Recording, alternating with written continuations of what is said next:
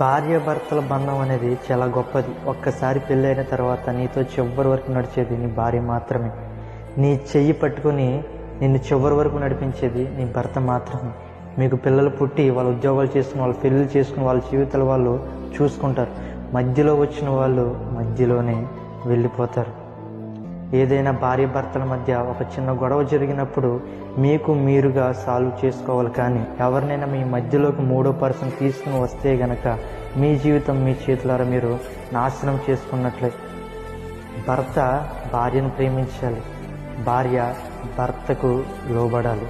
మీరిద్దరి మధ్య తగ్గింపు జీవితం లేకపోతే చిన్న గొడవైనా పెద్ద గొడవైనా మీ ఇద్దరి మధ్య సమస్య అలాగే ఉండిపోతుంది.